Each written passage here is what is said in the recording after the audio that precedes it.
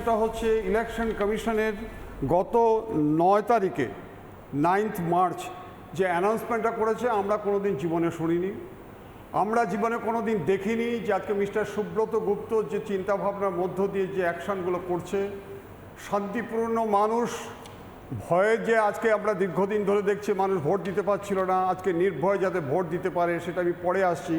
কিন্তু chief election commission mister Ganesh Kumar কি announcement করেছিল দেখুন, প্রত্যেক কাজে ডিজিটাল ফুটপ্রিন্ট আছে, ডিএম এসপি সিপিদেরও যদি গাফিলতি দেখলে কাউকে রেয়াত নয়, গাফিলতি হলে যদি প্রমাণ হয় এমন জায়গায় দাঁড় করিয়ে দেওয়া হবে যেখান থেকে ফেরার সুযোগ থাকবে না। এটা কাকে বলছে?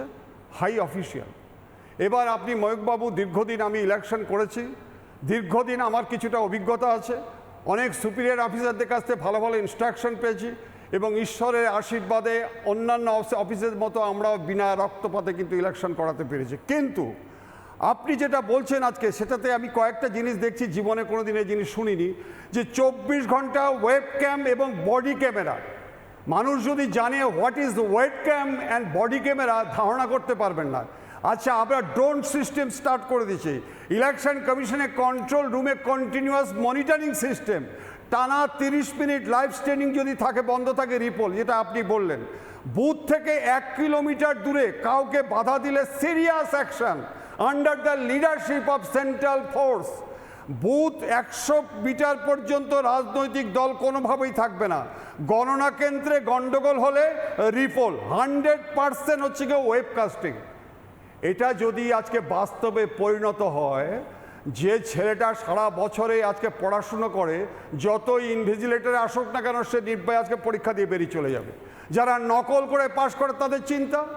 আজকে যে 56 থেকে 60টা প্রকল্প করেছে ওয়েস্ট বেঙ্গল গভর্নমেন্ট, সেটা যদি আজকে ইমপ্লিমেন্টেশনে কোনো চিন্তা নেই। কিন্তু আমি আজকে দেখতে পারলাম লিগ্যাল ডিসক্রিমিনেন্সি এবং আন্ডার অ্যাডজুডিকেশন যে আজকে 40 লক্ষ নিষ্পত্তি হচ্ছে, তার মধ্যে 45% হচ্ছে আজকে নাম বাদ চলে গেছে।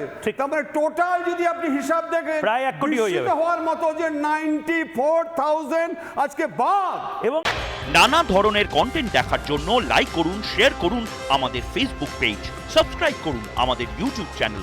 পাশাপাশি অন্যান্য ব্রেকিং নিউজের জন্য অবশ্যই চোখ রাখুন রিপাবলিক বাংলায়।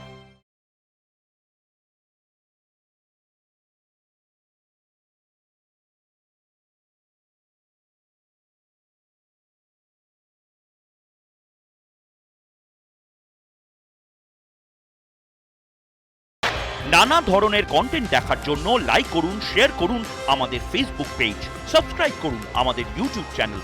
পাশাপাশি অন্যান্য ব্রেকিং নিউজের জন্য অবশ্যই চোখ রাখুন রিপাবলিক বাংলায়।